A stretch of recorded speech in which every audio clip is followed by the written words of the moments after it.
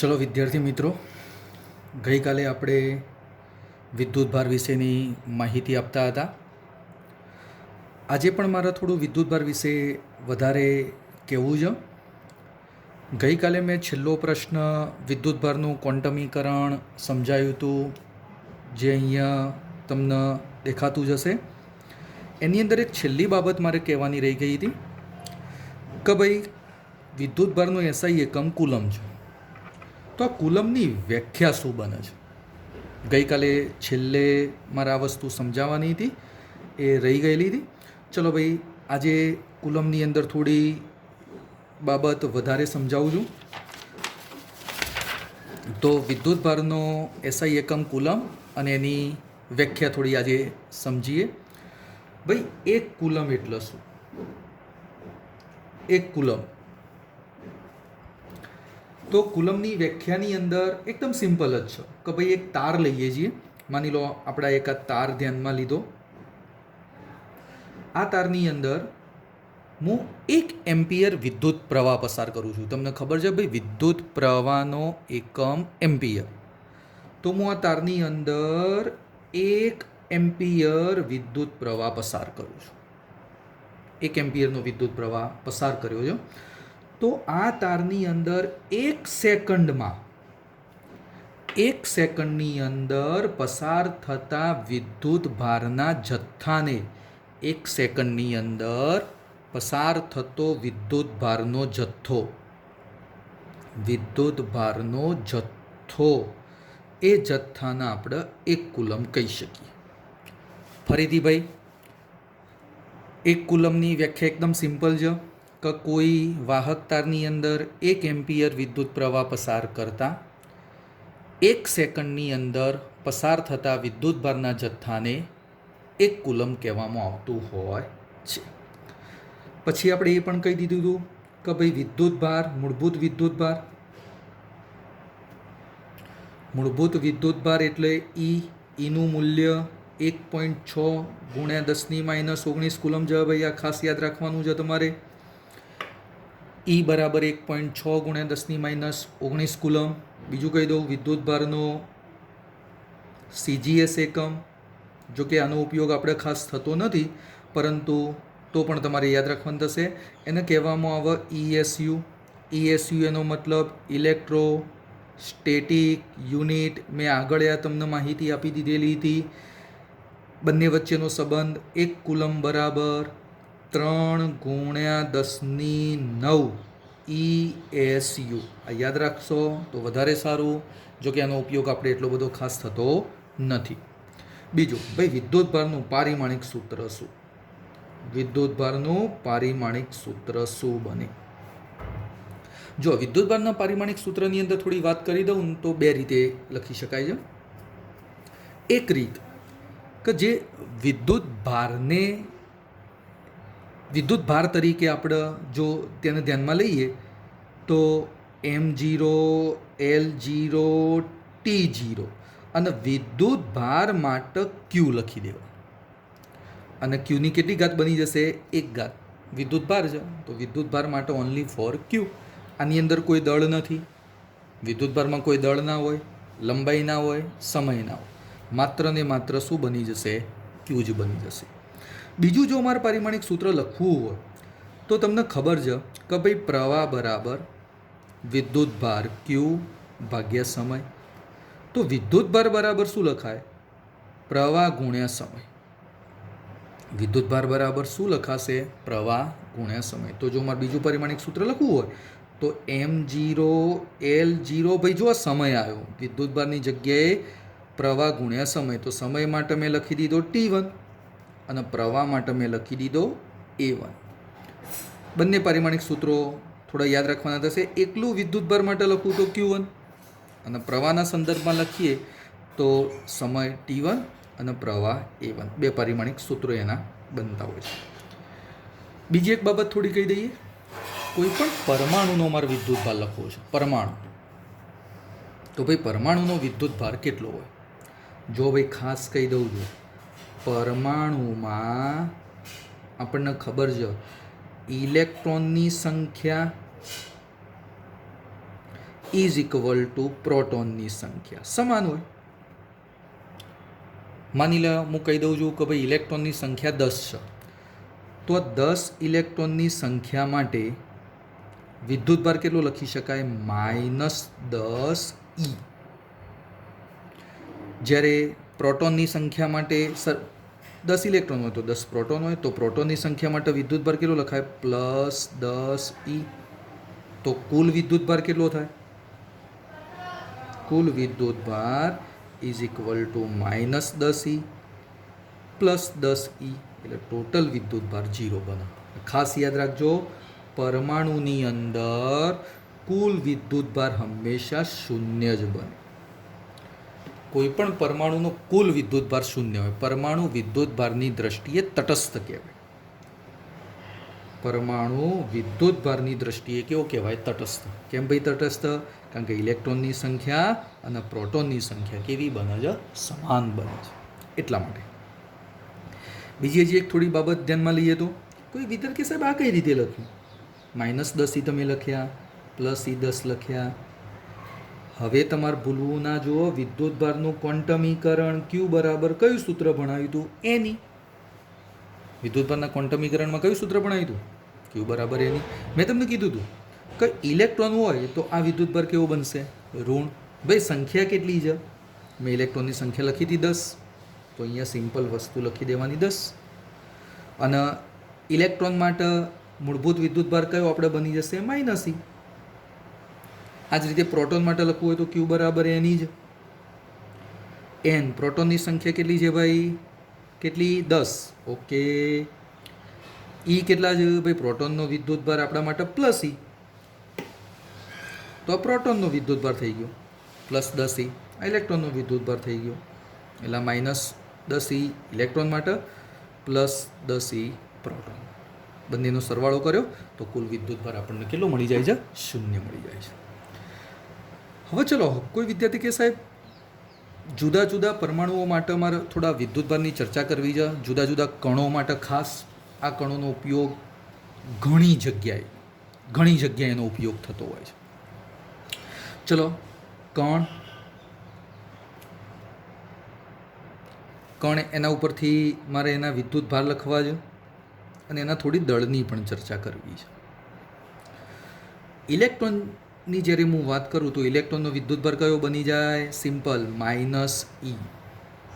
ઇલેક્ટ્રોનનું દળ તમે બધા જાણો છો, Me. 9.1 × 10⁻31 કિલોગ્રામ. ખબર છે? કોઈ વિદ્યાર્થી કે સાહેબ મારે પ્રોટોન માટે થોડી ચર્ચા કરવી છે, તો પ્રોટોન માટે આપણે સિમ્પલ લખી શકીએ +E. પ્રોટોનનું દળ MP. કોઈ વિદ્યાર્થી કહેશે પ્રોજીટ્રોન આપેલો છે. આ પ્રોજીટ્રોન એટલે શું? તો પ્રોજીટ્રોન એટલે ઇલેક્ટ્રોનનો પ્રતિકણ કહેવાય. જો કે આપણે આગળ ભણવાનું આવશે, પણ અત્યારે ઇલેક્ટ્રોનનો પ્રતિકણ કહેવાય. ચલો ભાઈ, ઇલેક્ટ્રોનનો પ્રતિકણ હોય તો એનો વિદ્યુતભાર પ્રોટોનના જેટલો અને દળ ઇલેક્ટ્રોનના જેટલું. યાદ રાખજો, પ્રોજીટ્રોનનો વિદ્યુતભાર પ્રોટોનના જેટલો +E અને દળ ઇલેક્ટ્રોનના જેટલું Me.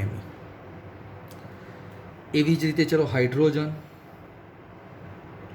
એટલે તમે જાણો જ છો કે પ્રોટોન જ છે, તો એનું વિદ્યુતભારની ચર્ચા કરું તો +E અને એના દળની વાત કરું તો પ્રોટોનનું દળ MP બની શકે. એ સિવાય એક અગત્યનો કણ બીટા કણ. મગજમાં થોડું ફિટ કરી દો ભાઈ, બીટા કણ એટલે ઇલેક્ટ્રોન જ કહેવાય. બીટા કણ એટલે ઇલેક્ટ્રોન જ કહેવાય. જો કે આપણે આગળ ભણવાનું આવે છે, તો ઇલેક્ટ્રોન જ કહેવાય તો એનો વિદ્યુતભાર કેટલો બની જાય? -E. જો ભાઈ ઇલેક્ટ્રોનનો વિદ્યુતભાર -E હતો, દળ કેટલું બની જાય? Me. ઇલેક્ટ્રોનનું દળ કયું બની જશે ભાઈ? Me. આવી જ રીતે એક આગળના કણની જો વાત કરીએ તો ડ્યુટેરોન બકા ડ્યુટેરોનનું સૂત્ર બની જાય 1H2 કહેવાય. કોઈ કહેશે ભાઈ આ 1H2 ઉપરથી એનો વિદ્યુત ભાર અને એના દળની બાબત કોઈ વિદ્યાર્થી કહી શકશે? તો જુઓ બકા 1 છે આ હંમેશા પ્રોટોનની સંખ્યા દર્શાવે અને આ પરમાણુ ભાર કહેવાય, એનું દળ કહેવાય. હાઇડ્રોજનમાં તમે જોયું હોય ને તો 1H1 બને. તો આ બંનેની અંદર ડિફરન્સ શું છે? આ સંખ્યા કેવી છે? પ્રોટોનની સંખ્યા સમાન છે, પણ આ દળ કેવું છે? ડબલ છે. તો કહેવાનો મતલબ કે ભાઈ ડ્યુટેરોનની વાત થાય ને ત્યારે એનો વિદ્યુત ભાર પ્લસ ઈ, જો આ બંને 1 અને નીચે પણ અહીંયા 1 જ છે, એટલે વિદ્યુત ભાર પ્રોટોનના જેટલો, પણ દળ કેટલું? ડબલ. જો 1 હતું અહીંયા 2 થઈ ગયું. તો વિદ્યુત ભાર પ્લસ ઈ, પણ એનું દળ કેટલું થશે? 2 MP. પ્રોટોનના દળ કરતાં કેવું બની ગયું? જો ડબલ થઈ જાય છે. એવી જ રીતે એક બીજો સૌથી ઉપયોગી કણ આલ્ફા કણ કહેવામાં આવે છે. મેક્સિમમ આનો ઉપયોગ થતો હોય છે. અને આલ્ફા કણ એટલે 2He4 કહેવાય. આલ્ફા કણ એટલે 2He4 વડે દર્શાવવામાં આવે છે. ચલો 2He4 અને આ બંનેની થોડી કમ્પેર કરીએ તો જો આ 1 છે ને અહીંયા 2 છે. આ નીચે જુઓ ભાઈ, પરમાણુ ક્રમાંક આ 1 છે, આ 2 છે. તો કહેવાનો મતલબ શું બની જશે કે ભાઈ આનો વિદ્યુત ભાર પ્રોટોન કરતાં ડબલ એટલે +2E. અને ભાઈ દળની થોડી વાત કરીએ, પરમાણુ ભાર આ 1 છે ને અહીંયા 4 છે, તો કેટલું બની જશે? 4 ગણું. જો એકનું અહીંયા 4 થઈ ગયું, તો 4 ગણું એટલે 4 MP. સૌથી ઉપયોગી આ બાબત છે કે આલ્ફા કણનો વિદ્યુત ભાર પ્રોટોન કરતાં ડબલ. જો પ્રોટોનનો +E હતો એના કરતાં અહીંયા ડબલ થાય છે, અને એનું દળ પ્રોટોનના દળ કરતાં 4 ગણું બનતું હોય. ઉપયોગી બાબત છે. ઘણા દાખલાની અંદર અને ઘણા MCQની અંદર આ બધા કણોની થોડી આપણે ચર્ચા કરવાની થતી હોય છે. બીજી એક થોડી નાનકડી ચર્ચા કરી દઉં તો વિદ્યુત ભાર, જ્યારે નાના વિદ્યુત ભાર લેવામાં આવે ત્યારે એનું મૂલ્ય કઈ રીતે લેવામાં આવતું હોય છે? માની લો 1 મિલીકુલમ. મિલીકુલમ એનો મતલબ 10⁻³ કુલમ. એવી રીતે 1 માઇક્રોકુલમ તો 10⁻6 કુલમ. આ વિદ્યુત ભાર થોડા નાના મૂલ્યો દર્શાવતું હોય છે. ચલો એક બીજી બાબત, એક એક્ઝામ્પલ, સિમ્પલ નાનો એક્ઝામ્પલ. કોઈ વિદ્યાર્થી કહી શકશે કે માની લો કોઈ પદાર્થ ઉપર 1 કુલમ વિદ્યુત ભાર છે. 1 કુલમ વિદ્યુત ભાર. તો કોઈ કહી શકે ભાઈ આ 1 કુલમ વિદ્યુત ભારની અંદર ભાઈ પ્લસ છે, પ્લસ હશે એનો મતલબ કે પ્રોટોન હશે. તો એની અંદર પ્રોટોનની સંખ્યા કેટલી? 1 કુલમ વિદ્યુત ભારની અંદર પ્રોટોનની સંખ્યા કેટલી? પ્રોટોનના કણોની સંખ્યા કેટલી છે મારે શોધવું છે. જો એકદમ સિમ્પલ છે બઘા, આપણું મેન સૂત્ર ક્વોન્ટમીકરણમાં Q બરાબર એની. તમે જાતે પણ પ્રયત્ન કરી શકો છો કે ભાઈ આ વિદ્યુત ભારનું મૂલ્ય તો મેં કેટલું આપી દીધું? 1 કુલમ. આ યાદ કરો, પ્રોટોનની સંખ્યા દર્શાવો. પ્રોટોનની સંખ્યા શોધવાનું છે, એનો મતલબ મારે શું શોધવાનું થશે ભાઈ? એમ. E એટલે મૂળભૂત વિદ્યુત ભાર, જેનું મૂલ્ય તમને ખબર જ છે. કેટલું છે?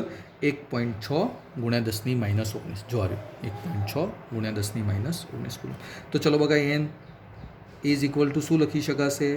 Q/E.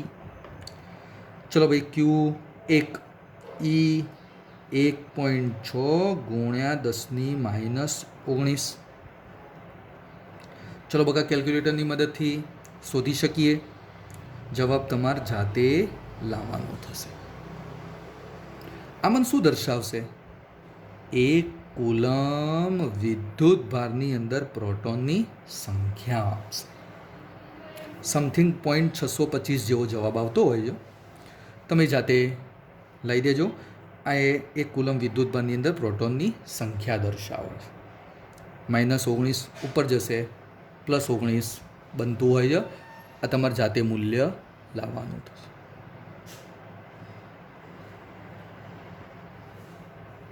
કેટલું ભાઈ મૂલ્ય આવ્યું?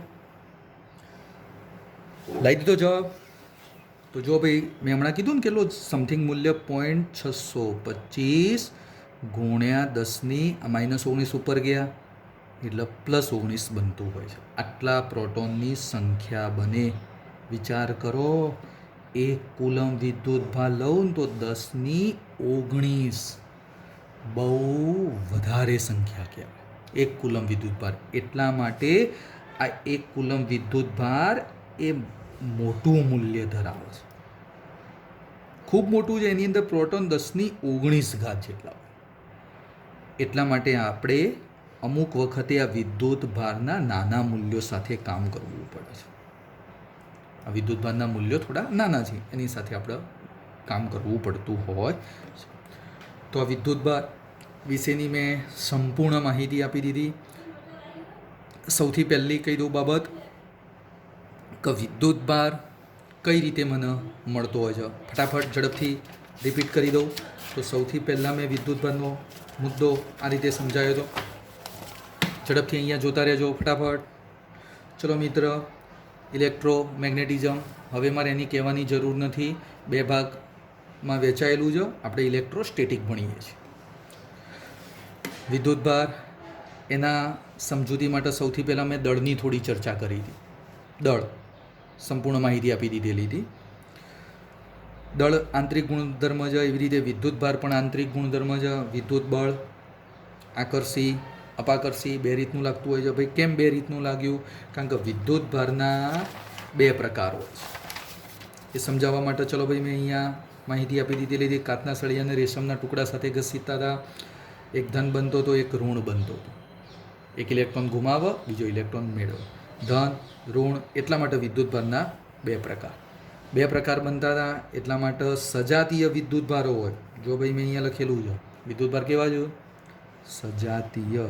સજાતીય વિદ્યુતભારો વચ્ચે અપાકર્ષણ થતું હતું, વિજાતીય વિદ્યુતભારો વચ્ચે આકર્ષણ થતું હતું. ઓકે, આ પણ માહિતી તમને ખબર છે કે ભાઈ પ્રોટોન ટ્રાન્સફર થઈ શકે નહીં. માત્ર ને માત્ર છેલ્લી કક્ષામાં રહેલા ઇલેક્ટ્રોન એક પરમાણુ પરથી બીજા પરમાણુ પર ટ્રાન્સફર થતા હોય છે. ઇલેક્ટ્રોન ગુમાવે, ધન બને, દળ ઘટે.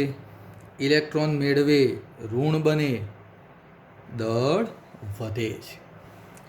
કયા કયા પદાર્થોના ઉદાહરણ એ મેં તમને ઓલરેડી સમજાવી દીધા હતા, યાદ રાખવાનું થશે.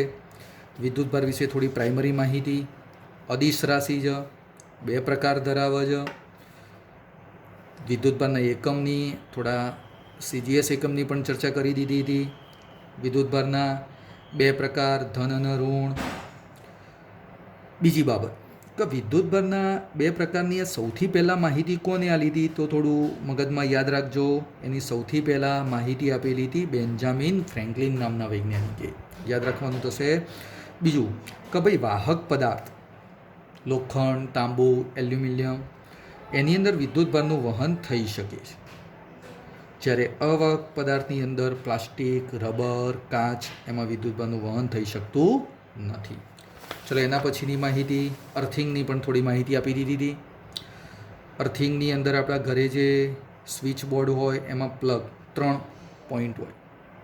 ઉપરનો જે પોઈન્ટ હોય અર્થિંગ, જેમાંથી ઘરના બધા વાયરો ભેગા થઈને જમીનની અંદર એ વાયર એડ કરવાનું હોય છે, દાખલ કરવાનું હોય છે. બીજો એક વાયર હોય છે જીવંત વાયર, લાઈવ, અને એને આપણે ખાસ કરીને બોલતા હોઈએ છીએ ફેઝ વાયર. બીજો હોય તટસ્થ, ન્યુટ્રલ કહેવામાં આવતો હોય છે. પણ આપણે ઘરે અમુક જગ્યાએ 2 પિનનો યુઝ થતો હોય. 2 પિનની અંદર એક ફેઝ વાયર હોય લાઈવ અને એક બીજો ન્યુટ્રલ હોય. આમાં અર્થિંગની જરૂર હોતી નથી. એના પછી આગળનો મુદ્દો વિદ્યુતભાર પ્રેરણ. મેં ગઈકાલે માહિતી આપી હતી એ ફટાફટ ચલો. સંપર્ક દ્વારા 2 રીતે વિદ્યુતભારનું પ્રેરણ કરી શકાય. સંપર્ક દ્વારા વિદ્યુતભાર સમાન રીતે વહેંચાય. જો મેં લખેલું છે અહીંયા સમાન રીતે વહેંચાય. પણ આ ક્યારે? તો જ્યારે ગોળાઓ કેવા હોય? સમાન. જો ગોળાઓ સમાન તો વિદ્યુતભાર સમાન રીતે વહેંચાતો હોય. પણ આ એક એક્સ્ટ્રા માહિતી JEE નીટ જેવી એક્ઝામની અંદર માની લો ગોળા અસમાન છે, અસમાનમાં ગોળા હોય તો વિદ્યુતભાર કઈ રીતે વહેંચાય એની ફોર્મ્યુલાઓ મેં તમને સમજાવી દીધી હતી. ચલો એના પછી આગળની માહિતી મેં સંપર્ક વગર વિદ્યુતભારનો સંપર્ક નથી કરાવતા અને વિદ્યુતભાર પ્રેરણની ઘટનામાં સમજાવે. માની લો ગોળા ઉપર 6 ધન 6 ઋણ, એટલે આ ગોળો વિદ્યુતભારની દ્રષ્ટિએ બગા કેવો કહેવાશે મિત્રો? બોલો ભાઈ. તટસ્થ. ચલો તટસ્થ હોય એટલે કુલ વિદ્યુતભાર કેવું કહેવાય? 0. પણ આ ગોળાની નજીકમાં મેં એક ઋણ વિદ્યુતભારિત સળિયો લાવ્યો. બકા ઋણ વિદ્યુતભારિત સળિયો હોય તો આ સળિયો કયા વિદ્યુતભારને ખેંચે? ધનને તેની તરફ ખેંચે. ચલો ધન ખેંચે તો ઋણ શું થશે? દૂર થઈ જશે, અપાકર્ષણ થશે ઋણ ઋણ વચ્ચે દૂર. હવે એ બાજુના છેડાને મેં અર્થિંગ કરાવી દીધું, એટલે વધારાનો ઇલેક્ટ્રોન કયો જતો રહે બકા? જમી. ચલો ઇલેક્ટ્રોન જતો રહ્યો, અર્થિંગ દૂર કરી દીધું, સળિયોએ દૂર કરી દીધું. બકા સળિયો દૂર થયો, અર્થિંગ દૂર થઈ ગયું, તો હવે કયો એ ગોળા ઉપર વિદ્યુતભાર તમને દેખાશે? માત્ર ને માત્ર આ ધન વિદ્યુત. ઘોડો પહેલાં હતો તટસ્થ, બની ગયો ધન વિદ્યુતભારિત. ચલો વિદ્યુતભાર સંરક્ષણ સિમ્પલ, ખાલી યાદ રાખવાનું થશે. IMP ટોપિક, દરેક વિદ્યાર્થી આ ટોપિક ખાસ તૈયાર કરે. વિદ્યુતભારનું ક્વોન્ટમીકરણ. કોઈ એક પદાર્થ ઉપર બગામાર વિદ્યુતભાર શોધવો હોય Q, તો એ Q કોના જેટલો હોય? તો બકા એ Q વિદ્યુતભાર કોઈ મૂળભૂત વિદ્યુતભાર એને આપણે દર્શાવવાનો E, એ મૂળભૂત વિદ્યુતભારના કેવા ગુણાંકમાં હોય? પૂર્ણ ગુણાંકમાં, પૂર્ણાંક સંખ્યામાં હોય છે. કેમ પૂર્ણાંક જ, અપૂર્ણાંક સંખ્યા નહીં? બકા પૂર્ણાંક જે શબ્દ આવે છે ને ક્વોન્ટમીકરણ, એના વિશે આપણે પછી ભણીશું. પૂર્ણાંક સંખ્યા, અપૂર્ણાંક સંખ્યાના, તો એ તમને પ્રાઇમરી માહિતી આપી દો. કોઈ વિદ્યાર્થી કે સાહેબ હું અહીંયા 2.5 લઉં અપૂર્ણાંક સંખ્યા, તો આનો મતલબ શું? જોજો બકા અહીંયા ઉપર લખું Q બરાબર 2.5 E. તો આ 2.5 શું દર્શાવે? પ્રોટોનની સંખ્યા, ધન લીધેલો છે. માઇનસ લઉં તો ઇલેક્ટ્રોનની સંખ્યા. કોઈ વિદ્યાર્થી કહે કે સાહેબ પ્રોટોનની સંખ્યા 2.5 હોય, અઢી પ્રોટોન હોય, અઢી પ્રોટોન શક્ય. પ્રોટોન ઇલેક્ટ્રોનની સંખ્યા હંમેશા કેવી રીતે હોય? પૂર્ણાંક સંખ્યામાં જ હોય. હું એમ કહી શકું સવા ઇલેક્ટ્રોન લીધા, 1.25 ઇલેક્ટ્રોન લીધા, શક્ય બને નહીં.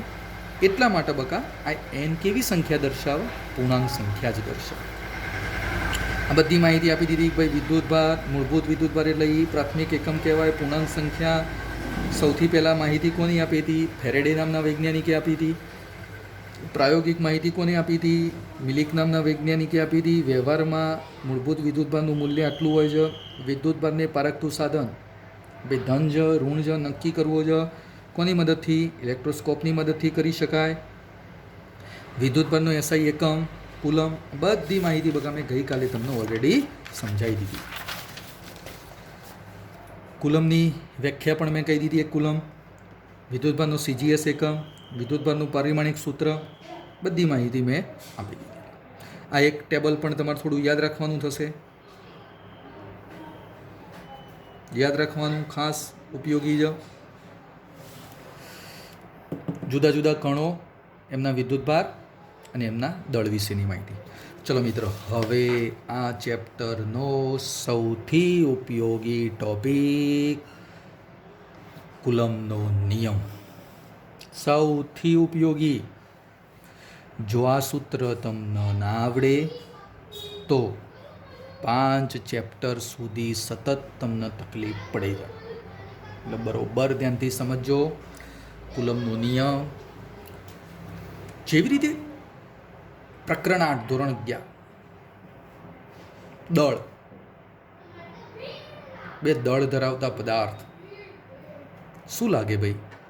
તો એ બંને પદાર્થો વચ્ચે ગુરુત્વાકર્ષણ બળ લાગે. એના એ જ વસ્તુ આપણે કુલમના નિયમમાં ભણવાનું છે. પણ કુલમના નિયમની અંદર દળ નહીં આવે, પરંતુ શું આવશે?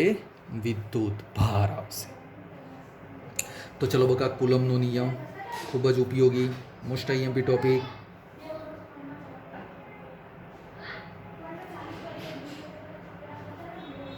હું ટૂંકમાં સમજાવું છું. ચલો ભાઈ, દરેક વિદ્યાર્થી અહીંયા ધ્યાન આપો. કુલમનો નિયમ. ચલો, કુલમનો નિયમ સમજવા માટે બકા મેં બે વિદ્યુતભાર ધ્યાનમાં લીધા. એક Q1, એક Q2.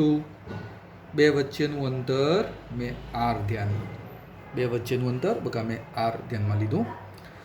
તો કુલમનો નિયમ એવો કહે છે કે આ બંને વિદ્યુતભાર કેવા હોવા જોઈએ? સ્થિર. જોજો ભાઈ, સ્થિર વિદ્યુતભાર હોવા જોઈએ, ગતિમાં નહીં ચાલે. ગતિમાં હોય તો એક બીજું બળ લાગે, એ આપણે પછી ભણવાનું થશે. બે બિંદુવત સ્થિર વિદ્યુત ભારો વચ્ચે વિદ્યુત બળ લાગશે. બે સ્થિર વિદ્યુત ભાર છે, તો આ બંને વચ્ચે વિદ્યુત બળ લાગે. જે રીતે ગુરુત્વાકર્ષણ બળ લાગતું હતું એવી રીતે હવે બકા વિદ્યુત બળ લાગે. તો આ વિદ્યુત બળનું મૂલ્ય એને આપણે કહી દઈએ બકા F. આ વિદ્યુત બળનું મૂલ્ય બંને વિદ્યુત ભાર ના મૂલ્યોના ગુણાકારના સમપ્રમાણમાં. ભાઈ ધ્યાનથી જો, બંને વિદ્યુત ભારના મૂલ્યો Q1 Q2 બંનેનો ગુણાકાર કર્યો, ચલે છે F. અને આ વિદ્યુત બળનું મૂલ્ય તેમની વચ્ચેના અંતરના વર્ગના વ્યસ્ત પ્રમાણમાં બને. ચલો ભાઈ, બંને સૂત્રને ભેગા કરીએ તો F ચલે છે Q1 Q2 અપોન R². આ વિદ્યુત બળ છે બગા, બે વિદ્યુત ભારો વચ્ચે લાગતું વિદ્યુત બળ. ફરીથી બોલું છું, મુદ્દો થોડો સમજો. બે બિંદુવત સ્થિર વિદ્યુત ભારો વચ્ચે લાગતું વિદ્યુત બળ, સ્થિર વિદ્યુત ભાર, એમની વચ્ચે લાગતું વિદ્યુત બળ F. બંને વિદ્યુત ભારોના મૂલ્યોના ગુણાકારના સમપ્રમાણમાં અને તેમની વચ્ચેના અંતરના વર્ગના વ્યસ્ત પ્રમાણમાં હોય છે. ટૂંકમાં બળ વિદ્યુત ભારોના મૂલ્યોના ગુણાકારના સમપ્રમાણમાં અને અંતરના વર્ગના વ્યસ્ત પ્રમાણમાં હોય છે. ચલો બકા, ચલે છે કાઢી નાખવું છે તો મારે અચળાંક મૂકવો પડે. અચળાંકને હું કહી દઉં છું સ્મોલ કે. Q1 Q2 upon R².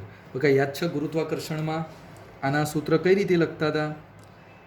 F બરાબર G m1 m2 upon R². જો ભાઈ, સેમ લગભગ એના જેવું જ સૂત્ર છે. પણ આ કોના માટે આવે બગા? દળ માટે આવે. અને આ કોના માટે આવે છે? વિદ્યુત ભાર માટે આવે છે. ચલો બકા, કે વિશેની માહિતી, સૌથી ઉપયોગી માહિતી, સૌથી ઉપયોગી, ખૂબ જ જરૂરી છે બકા. કેને કહેવામાં આવે છે સમપ્રમાણતાનો અચળાંક. ભૈયા કે જેવી રીતે અહીંયા તમને ખબર હોય તો જીનું મૂલ્ય, એવી જ રીતે બકા અહીંયા કેનું મૂલ્ય બનતું હોય છે 9 × 10⁹. કોઈ વિદ્યાર્થી કહી શકશે કે સાહેબ આ કેનું એકમ કયો બને? જો બકા, કેનો એકમમાં લખવો હોય તો કેને કરતા બનાવીએ તો શું બને? ધ્યાન આપો. કેને કરતા બનાવીએ તો F R² Q1 Q2. તો ચલો, આના ઉપરથી તમે બકા એકમ નક્કી નહીં કરી શકો?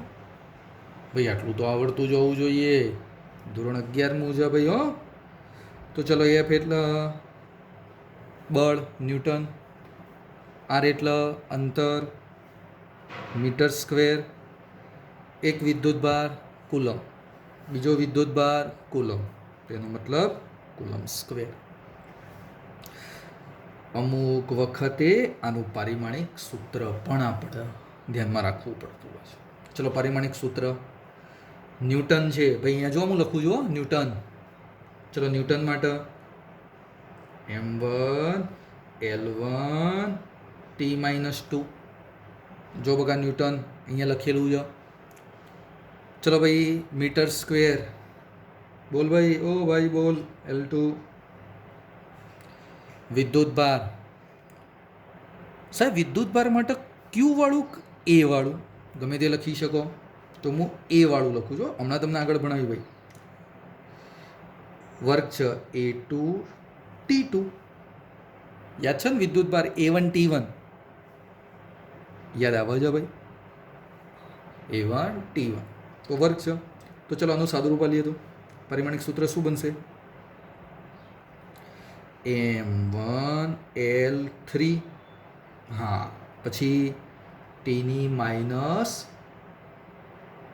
m1 l1 સોરી l3 ટીની માઇનસ 4. જો બગા 2 ઉપર જશે અને એની -2. એનું પરિમાણિક સૂત્ર બને. ઓકે. સૌથી મહત્વની એક બાબત કે બકા આ કેની જગ્યાએ હવે આપણે લખવાનું છે 1/4πε0. કે બરાબર 1/4πε0. સાહેબ આ ε0 એટલે શું? ફરીથી બોલું છું. પરાવૈદ્યુતાંક કહેવામાં આવે છે ગુજરાતી શબ્દ. આપણે એનો ઇંગ્લિશ શબ્દનો જ યુઝ કરવાનો થશે. એનો ઇંગ્લિશ શબ્દ છે ε0. એને આ વડે લખવામાં આવે છે અને એને કહેવામાં આવે છે શૂન્યાવકાશની પરમિટિવિટી. જોજો બગા ε0 શૂન્યાવકાશની પરમિટિવિટી. સમજાવું. ગુજરાતી શબ્દ મેં તમને કીધો પરાવૈદ્યુતાંક કહેવામાં આવે છે. ગુજરાતી શબ્દ આપણે થોડો ઓછો ઉપયોગી છે, વધારે ઉપયોગી શબ્દ છે શૂન્યાવકાશની પરમિટિવિટી. હવે થોડું ધ્યાન આપી દો બકા. આ પરમિટિવિટી એટલે શું? પરમિટિવિટીને આપણે ટૂંકમાં થોડું કહીએ ને તો પરમિશન. પરમિશન ભાઈ, પરમિશન એટલે શું સાહેબ? તો જ્યારે બે વિદ્યુત ભારો હોય ને વચ્ચે શૂન્યાવકાશ, કોઈ માધ્યમ નથી, Q1 Q2, તો બંને વિદ્યુત ભારો વચ્ચે મેં તમને કીધું શું લાગે? વિદ્યુત બળ લાગે. F શું લાગે? વિદ્યુત બળ. તો વિદ્યુત બળ લાગવાની પરમિશન આપો કોણ? આ માધ્યમ. આ બે વિદ્યુત ભારો વચ્ચે બળ લાગે ને તો એ બળ લાગવાની પરમિશન આપો. પરમિશન. અને એના ઉપરથી આપણે એને કહેવાનું છે પરમિટિવિટી. કોઈના મગજમાં એમ પ્રશ્ન થાય કે સાહેબ શૂન્યાવકાશની જગ્યાએ કોઈ માધ્યમ મૂકી દઉં તો? માની લો મેં અહીંયા બકા મૂકી દીધો કાચનો ટુકડો મૂકી દીધો, કોઈ માધ્યમ મૂકી દીધું, કાચ માધ્યમ મૂકી દીધું, તો હવે એ માધ્યમ આ બે બળો વચ્ચે જે વિદ્યુત બળ લાગતું હતું ને એની પરમિશન બદલી દેશે. માધ્યમ આવ્યું તો બળ કેવું થઈ જશે બકા? ઓછું થઈ જશે. એ મારે તમને આગળ ભણાવવાનું છે, પણ ટૂંકમાં કહું પરમિશન બદલાઈ જાય. તો જ્યારે માધ્યમ હોય ને માધ્યમ, તો ε0ની જગ્યાએ માત્ર મારે એપ્સાઇલોન લખવાનું. એપ્સાઇલોન 5 વખત શબ્દ બોલજો. Epsilon epsilon. ચલો બકા એપ્સાઇલોન. તો એપ્સાઇલોનને હવે આપણે કહેવાનું માધ્યમની પરમિટિવિટી કહેવાય. જ્યારે શૂન્યાવકાશ હતું, હવા જેવું માધ્યમ હતું, ત્યારે એને શૂન્યાવકાશની પરમિટિવિટી કહેવાય. બે વિદ્યુત ભારો વચ્ચે મેં માધ્યમ મૂકી દીધું તો એને એકલું એપ્સાઇલોન બોલવાનું અને એને કહેવામાં આવે માધ્યમની પરમિટિવિટી કહેવામાં આવતું હોય છે. યાદ રાખવાનું છે. પરમિટિવિટી એટલે ટૂંકમાં આપણે કહીએ તો પરમિશન. આમાં બળ બકા ઓછું થઈ જાય. ઓછું થાય એનો મતલબ માધ્યમ આવ્યું, બળ ઓછું થઈ ગયું તો પરમિશન કેવી આપો? ઓછી આપો. ઓછી પરમિશન આપો. બે વિદ્યુતભાર વચ્ચે તમે બળ નહીં લગાડી શકો, માધ્યમ છે, પરમિશન ઓછી આપો. તો ચલો બગા આ કે વાળી બાબત જે ખરી આપણે વિદ્યુત બળની અંદર એડ કરીએ તો સૂત્ર શું બને છે? એફ બરાબર કેની જગ્યાએ ભાઈ હવે અમારે શું લખવાનું બોલો મિત્રો? 1/4 epsilon 0 Q1 Q2 upon R square. આ એક સૂત્ર તૈયાર થઈ જાય. ઓકે, ચલો બકા, કે બરાબર મેં સૂત્ર તમને ભણાવ્યું, પણ હવે મારે આ એપ્સાઇલોન 0 વિશે થોડી બીજી બાબત સમજાવી છે. જો ભાઈ કે બરાબર તમને સૂત્ર ખબર છે ભાઈ, કયું? બોલ ભાઈ. કે બરાબર 1/4 એપ્સાઇલોન 0. તો therefore epsilon 0 is equal to 1/4 કે. ફોરની કિંમત ખબર છે, પાઈની કિંમત 3.14 ખબર છે, કેની કિંમત મેં તમને આગળ સમજાવી 9 × 10⁹ તમને ખબર છે. તો બોલો ભાઈ, એપ્સાઇલોન 0ની કિંમત ના શોધી શકાય? તો એપ્સાઇલોન 0ની કિંમત 8.85 × 10⁻12. આ બધી કિંમત તમે મૂકી દો અહીંયા. કેની કિંમત આગળ આપણે ભણાવી દીધી, જો 9 × 10⁹ કિંમત મૂકી દો. કોઈ વિદ્યાર્થી કહે સાહેબ ચલો કિંમત તો મૂકી, મને જવાબ મળી ગયો, પણ એપ્સાઇલોન 0નું પારિમાણિક સૂત્ર શું બનશે? તો જો મિત્રો ભાઈ, 4π તો એકમ હોય નહીં. તો વિચાર કરો, એપ્સાઇલોન 0 અને કે કેવા પ્રમાણમાં કહેવાય? વ્યસ્ત. જો એ વ્યસ્ત કહેવાય તો બકા એનો એકમ આ જ બને, પણ કેવા પ્રમાણમાં બની જાય? વ્યસ્ત પ્રમાણમાં. તો ચલો ભાઈ, વ્યસ્ત પ્રમાણમાં લખવો હોય તો કુલમ સ્ક્વેર ન્યૂટન મીટર. ભાઈ ખબર પડી કઈ રીતે બન્યું હોય? ફરીથી બોલું છું, એપ્સાઇલોન 0ના કે એકબીજાના વ્યસ્ત પ્રમાણમાં છે. જો વ્યસ્ત પ્રમાણમાં હશે તો આ કેના જ એકમનો હું વ્યસ્ત કરી દો, ઊંધો કરી દો. ચલો ભાઈ, પારિમાણિક સૂત્ર એ તમને ખ્યાલ આવી જાય. પારિમાણિક સૂત્ર બોલો ભાઈ, બોલો બોલો બોલો ભાઈ. આનું વ્યસ્ત જ થશે. જો ભાઈ, આ મુદ્દાનું વ્યસ્ત બની જશે. કયું ભાઈ? A-1 L-3 T⁴ અને A2. ઓકે, ચલો એક બીજી બાબત તમને કહું. કોઈ કહેશે બકા આ કે જે ખરું ને વેલ્યુ, જો ભાઈ અહીંયા આ કયા એકમમાં છે? એસઆઈ એકમમાં છે. કોઈ મિત્રને ખબર હશે કે બકા કેનું સીજીએસ મૂલ્ય કેટલું થાય? કેનું મારે સીજીએસ મૂલ્ય લખવું છે બકા, યાદ રાખજો, કેનું સીજીએસ મૂલ્ય 1 બને છે. કેનું સીજીએસ મૂલ્ય કઈ રીતે? કોઈ વિદ્યાર્થી સાહેબ કઈ રીતે આવ્યું? તો જો આ ન્યૂટન, 1 ન્યૂટનના ડાઇન કરતો, મીટર સ્ક્વેર છે, સેન્ટીમીટર કરી દો, કુલમ સ્ક્વેર છે બકા, કુલમનો સીજીએસ. હા હા ભાઈ, યાદ કર કુલમનો સીજીએસ. હા, ESU. બધી કિંમત તમે અહીંયા એડ કરો તો કેટલું મૂલ્ય બની જાય? 1. ચલો ભાઈ, આ મૂલ્ય 1 બન્યું તો પરીક્ષામાં પ્રશ્ન પૂછાય, શૂન્યાવકાશની પરમિટિવિટીનું સીજીએસમાં મૂલ્ય કેટલું બને? સીજીએસ એકમમાં એપ્સાઇલોન 0નું મૂલ્ય કેટલું બને? તો બકા આ સૂત્ર, એમાં કે તમારે કેટલો લખવાનો? 1. ભાઈ ખબર પડે છે? ખ્યાલ આવ્યો? કેનું મૂલ્ય પહેલાં મારે સીજીએસમાં નક્કી કરવું પડશે અહીંયાથી, અને અહીંયાથી નક્કી કરવા માટે સાદુરૂપ તમે આપી શકો છો, અને એ વસ્તુ આમાં મૂકી દો. કોઈ વિદ્યાર્થી કે સાહેબ હું ડાયરેક્ટ મૂકી દઉં, તો આની અંદર ડાયરેક્ટ મૂકી દો. Coulomb CGS ESU, newton CGS dyne, metre CGS centimetre. કિંમતો મૂકી દો તો પણ મળી જશે. ઓકે, ચલો ભાઈ, આ બાબત એક પૂરી કરી દીધી. મિત્ર, મારે 2 વસ્તુ તમને સમજાવી છે. એક, 2 વિદ્યુતભાર વચ્ચે ચલો Q1 Q2 અંતરાળ, શૂન્યાવકાશ. તો સૂત્ર જો બકા ઉપર લખેલું જ છે. જો ભાઈ, જો એફ બરાબર 1/4πε0. જો બગા શૂન્ય અવકાશ આવી ગયું. Q1 Q2 upon R square. એ જ બે વિદ્યુત ભાર બે વચ્ચેનું અંતર પણ એ જ,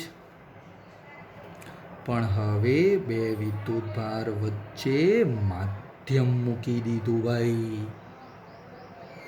તો હવે આ બળ બદલાઈ જાય, કારણ કે પેલું પરમિશન આપવાની બાબત બદલાઈ. તો એફ મીડિયમ 1/4π માત્ર એપ્સાયલોન. કેમ કે એપ્સાયલોન જો આ લખેલું છે, એપ્સાયલોન એટલે શું હતું?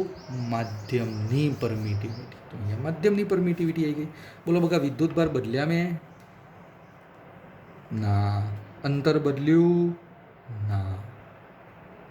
ચલો બકા આ બંનેનો છે ને મારે ગુણોત્તર લેવો છે. આ બંનેનો ગુણોત્તર લેવો છે. ચલો ભાઈ લખાવો. F medium upon F. કોઈ કહેશે શું થશે?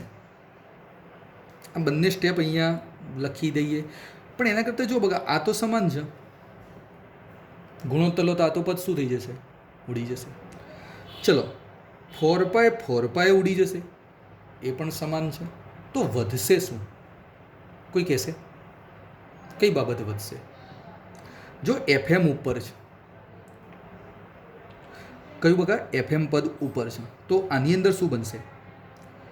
અથવા તો ભાઈ એક મિનિટ, હું આ રીતે લખું, એફ અપોન એફએમ લખું એડ. તો ચલો એફ માટે શું બનશે? એપ્સાયલોન 0 છેદમાં બનશે. જો ભાઈ વ્યસ્ત પ્રમાણ છે, એપ્સાયલોન 0 છેદમાં બને. અને એફએમ માટે એપ્સાયલોન, જો આ બંને વ્યસ્ત પ્રમાણ છે તો અહીંયા વ્યસ્ત પ્રમાણ આવી ગયું. આ રીતે બંને બગા કયા પ્રમાણમાં બની ગયા? વ્યસ્ત પ્રમાણમાં બની ગયા. ઓકે.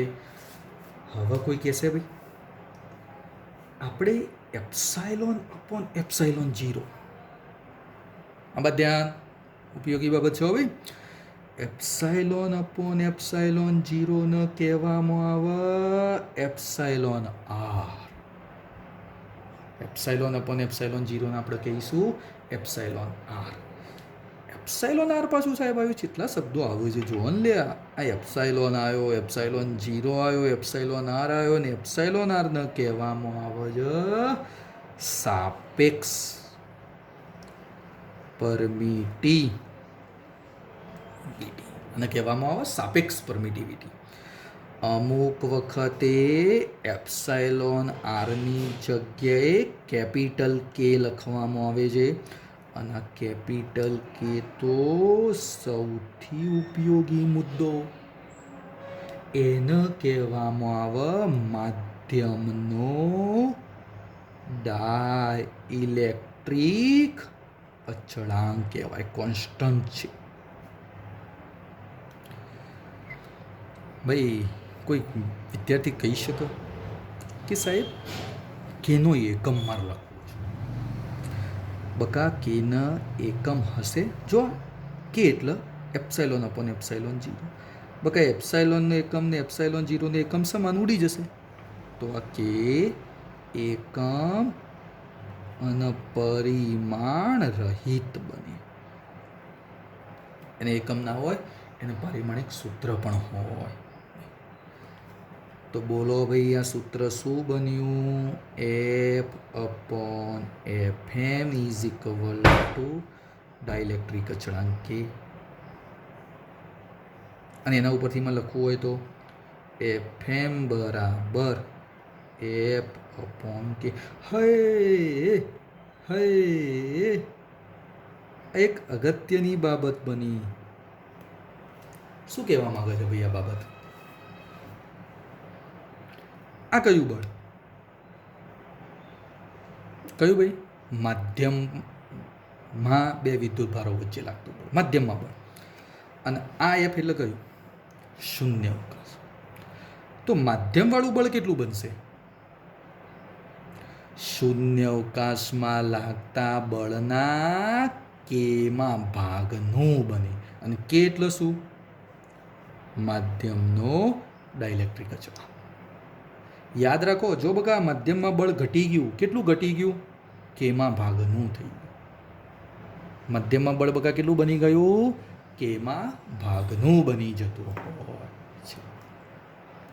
ચલો બકા, આજે મેં કુલમની નિયમની થોડી ચર્ચા કરી દીધી. એના આગળ મેં વિદ્યુત ભાર પણ સમજાવી દીધું. કોઈ વિદ્યાર્થીને હજીએ પણ કોઈ પ્રોબ્લેમ હોય તો એ વિદ્યાર્થી મને કોન્ટેક કરી અને એ પ્રોબ્લેમ સોલ્વ કરી લેશે. બીજી એક વસ્તુ ખાસ કહી દઉં છું, સતત આનું રિપીટેશન કરતા રહેવાનું. અને આ જે સૂત્રોની બાબત બને છે એ અલગ એક નોટની અંદર લખવાની રહેશે.